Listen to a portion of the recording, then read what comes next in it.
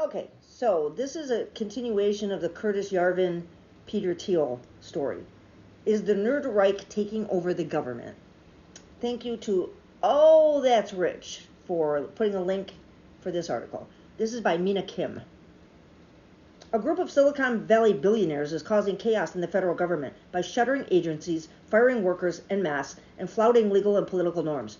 According to journalist Gil Duran, the chaos is carefully orchestrated as figures like Elon Musk, David Sacks, and Peter Thiel follow a playbook conceived by far-right thinkers on how to take down institutions and seize power. We talked to Duran about what these tech elites, a group he calls the Nerd Reich, are reading, thinking, and saying. So this is about Curtis Yarvin's vision of CEO dictatorships. Curtis Yarvin, a former software programmer who blogged under the dumb name Mencius Mollberg, is a key ideological influence on far-right Silicon Valley figures. He advocates replacing democracy with dictatorship, purging bureaucracies, replacing government employees with loyalists, and subjecting citizens to total surveillance, the surveillance state of which I speak. The reason I believe they wanted all our information. His extreme ideas include turning unproductive people into biodiesel or confining them in virtual reality cells. Duran argues that Elon Musk's handling of Twitter, firing large numbers of employees, and ignoring legal norms reflect Yarvin's visions in action.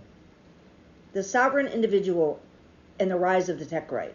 The 1977 book, The Sovereign Individual, predicts that the digital age will enable a cognitive elite to escape government control by using cryptocurrencies to create private city-states. Duran links this to Balaji Srinivasan's The Network State, which advocates for tech-funded societies governed by elites.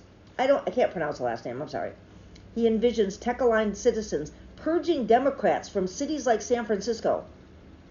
Peter Thiel has funded real-world versions of this vision, including private cities like Prospera in Honduras and Praxis, a proposed city-state in the Mediterranean that may move to Greenland if Trump can get it. Trump's Freedom Cities initiative also aligns with this tech-driven agenda. The strategic alliance between tech elites and Trumpism. Duran describes the relationship between Silicon Valley billionaires and Trump's base as a strategic alliance, where both share an interest in dismantling traditional institutions. Well, yeah, because they don't have anything else in common. While their ideologies differ, figures like J.D. Vance, backed by Peter Thiel, use populist rhetoric to push billionaire-supported policies.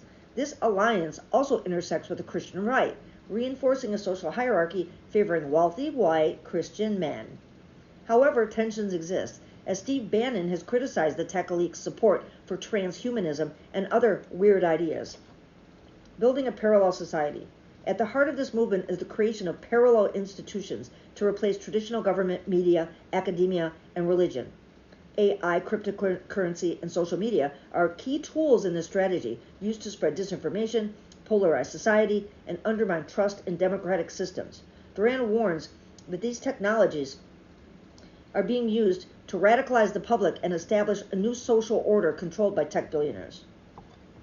Resisting the tech-driven authoritarian shift. Despite the growing influence of the Nerd Reich, Duran argues their movement is not invincible. Public awareness is key. Understanding their ideology, reading their works, and discussing them can expose their plans. Duran also sees potential fractures within the alliance, particularly between the tech elite and the populist right. Highlighting these divisions could weaken the bond between MAGA supporters and their billionaire backers. Doesn't even sound right in the same sentence. MAGA supporters and their billionaire backers. I thought MAGA was against people like Soros the boogeyman. Wow, they're getting played so bad. Duran believes that mass mobilization is essential to resisting this authoritarian shift. He envisions millions of Americans participating in sustained, peaceful protests and urges collective action through personal networks. In his view, the fight against the Nerd Reich hinges on the resilience of democratic institutions and the willingness of everyday citizens to defend them. That's us. That's us. I'm telling you, I've read 6, 7, 10 different articles about this dude and about the tech billionaires conspiracy to take over our government and create city-states and a surveillance state. Techno-feudalism. We need to spread the word far and wide, whether you hear it from me or you hear it from, oh, that's rich, you hear it from anybody. Keep spreading videos like this.